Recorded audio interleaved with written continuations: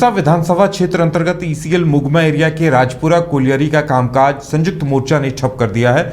जानकारी देते हुए रामजी यादव ने बताया कि राजपुरा कोलियरी में कार्यरत संजय उपाध्याय बीते दिनों हॉल पैक की चपेट में आने से गंभीर रूप से घायल हो गए थे, जिसमें उनका पैर फ्रैक्चर हो गया था।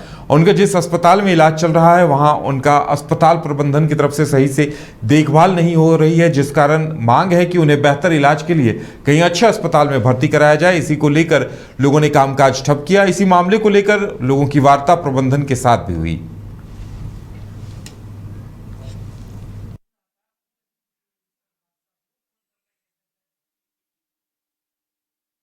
जो 15/7 को एक ड्यूटी में दुर्घटना हुआ था हमारे संजय उपाध्याय जी का हॉलपैक से, जो उनका पैर फ्रैक्चर हो गया था। उसके बाद हम लोग विवेकानंद में उनका भर्ती किए थे।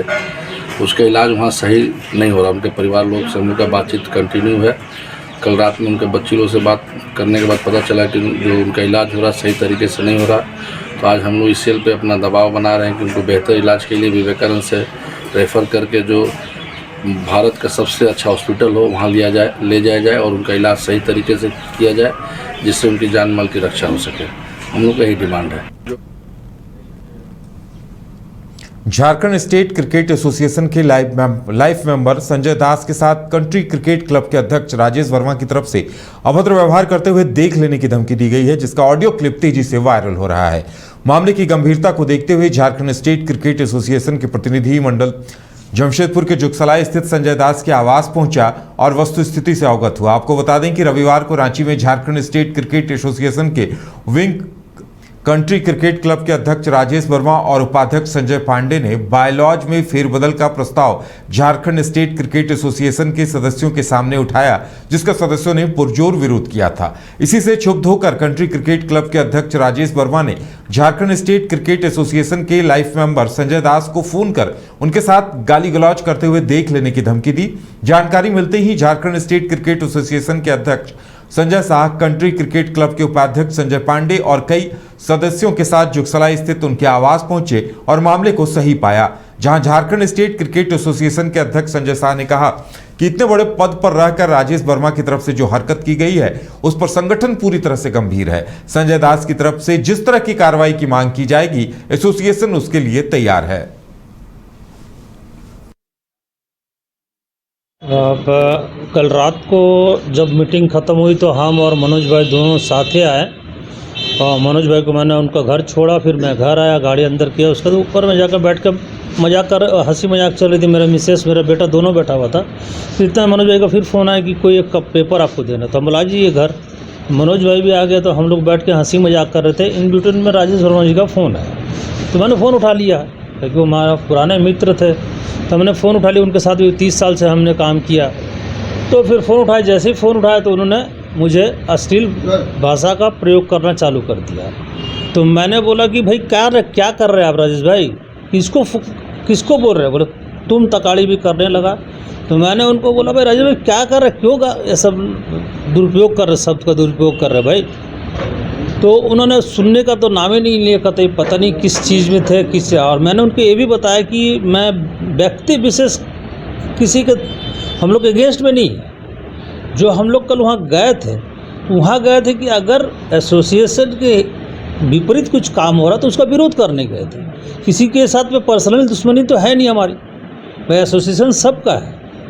तो इसमें जब बोलने लगा तो मेरे को बहुत कुछ बोलने लगा कि तुमने क्रिकेट के लिए क्या किया क्या नहीं किया। हम बोले निश्चित तौर पर क्रिकेट और खेल जो है एक भद्र समाज का प्रतीक होता है और उसके जो सदस्यों के बीच में और एक बड़े सदस्य जो कि हम लोग जब छोटे होते थे उस सदस्य का एक क्रिकेट के जगत में नाम होता था और जो भाषा का प्रयोग किया गया और जब हम लोगों ने भी सुना तो हम हतप्रभ रह गए। और कभी कभी तो सोचना पड़ता है कि क्या हम ऐसे साथियों के साथ काम कर रहे हैं।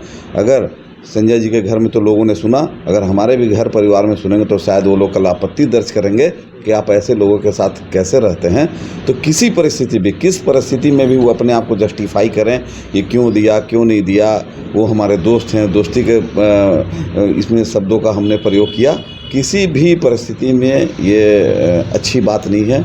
ऐसा है कि कल रात से एक वीडियो ऑडियो वायरल हो रहा था, तो उसका जो भी सही है कि नहीं है पता करने के लिए हम मनोज यादव को फ़ोन किए।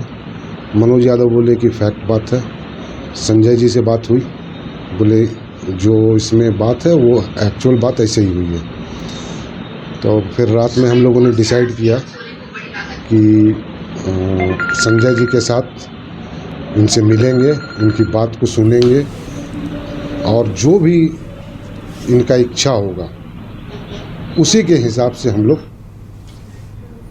26 जुलाई को केकेएम कॉलेज के आदिवासी छात्रावास में हुई घटना की जांच करने डीआईजी पाकुड़ पहुंचे। इस दौरान डीआईजी आदिवासी छात्रावास पहुंचे और छात्रों से मिलकर पूरी जानकारी ली। साथ ही एसपी प्रभात कुमार से पूरे घटनाक्रम की जानकारी ली। वहीं डीआईजी ने बताया कि घटना की जांच की जा रही है, जो भी दोषी होंगे उन पर सख्त कार्रवाई की जाएगी। फिलहाल थाना प्रभारी, एक एसआई समेत घटना में शामिल पुलिसकर्मी को निलंबित किया गया है।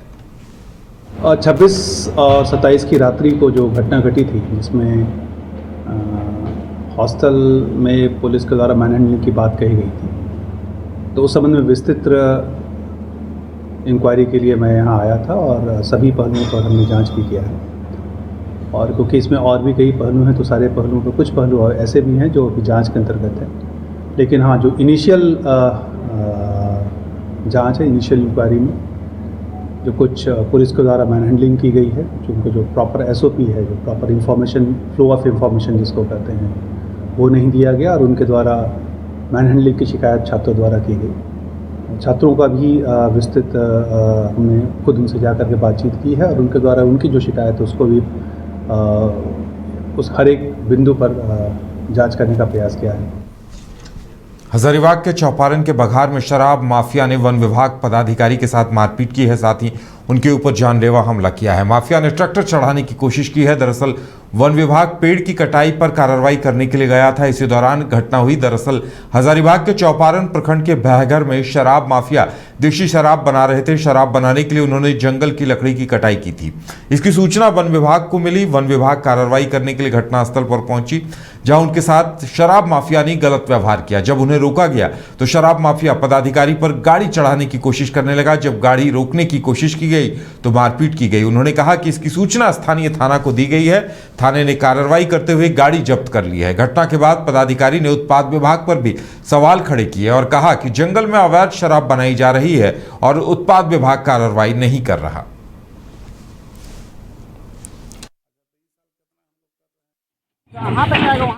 चौपारण में पता चला कि भगहर जो है, जहाँ पे दारू लोग चुआता है, तो वहाँ जंगल से लकड़ी हरा हरा काट करके एक ट्रैक्टर से लोड करके ले जा रहा है। सूचना मिलते ही हम अपने स्टाफ सबको भेजे और स्टाफ लोग जो है उसको पकड़ भी लिया। तो पकड़ा तो क्या हुआ कि ट्रैक्टर से अनलोड करके लकड़ी जंगल में ट्रैक्टर घुसा दिया। फिर हमारा स्टाफ जंगल में घुस करके ट्रैक्टर को रिकवर किया। रिकवर करने के बाद उधर से लगभग 25-30 आदमी बाइक से आया और उसको छीन के ले भागा। अब भागा तो फिर जंगल में ही घुसाया। तो जो मोटरसाइकिल सवार आए थे लोग लाठी डंडा ले करके, तो उसमें कुछ लाठी चला भी, उसमें कुछ स्टाफ लोग को चोट भी लगा। और लेकिन वो जैसे ही लेके गाड़ी भागा तो वो भागने में सफल हुआ, लेकिन संजोग ऐसा था कि वो जंगल में ही फिर घुसाया। जंगल में घुसाया तो हमारा स्टाफ पीछा करते हुए वहाँ गया और उसके बाद थाना को खबर किया गया।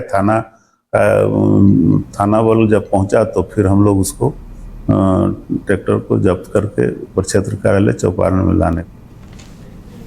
चांडिल अनुमंडल कार्यालय परिसर में एसडीओ सुभ्रा रानी, डीएसपी सुनील कुमार रजवार, डीटीओ शंकराचार्य सावंत के साथ चांडिल और चौका बाजार समिति की बैठक हुई। चांडिल बाजार समिति के सदस्यों को एसडीओ ने कहा कि हर दिन टाटा से पुरुलिया NH-32 सड़क और चांडिल मुख्य बाजार में भीड़ लगती है। जाम के साथ साथ मुख्य नालियों की सफाई पहली प्रायोरिटी है और सड़क के फुटपाथ में दुकान के बाहर अवैध रूप से अतिक्रमण किया गया है, जिसे अतिक्रमण मुक्त करना है। बाजार के अंदर विशेष रूप से महिलाओं के लिए सामुदायिक शौचालय की व्यवस्था करनी है। इसके साथ साथ ओवरलोड वाहन और सड़क किनारे खड़े बड़े वाहनों पर उचित कार्रवाई की मांग की गई। वहीं चांडिल क्षेत्र में अवैध लॉटरी पर पूर्ण प्रतिबंध को लेकर बैठक में उपस्थित सभी लोगों ने एक स्वर में आवाज उठाई।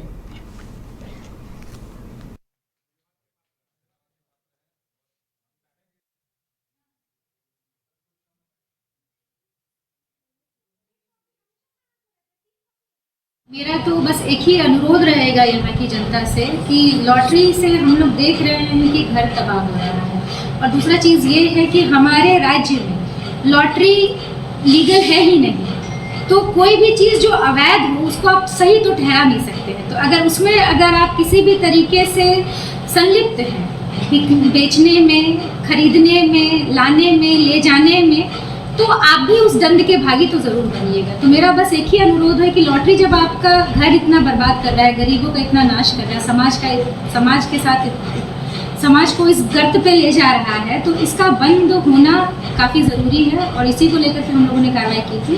और आगे ऐसा ना हो तो अगर जैसे ही हम लोग को इसका इन्फॉर्मेशन मिलेगा हम लोग आगे भी प्रोसेस चालू ही रखेंगे।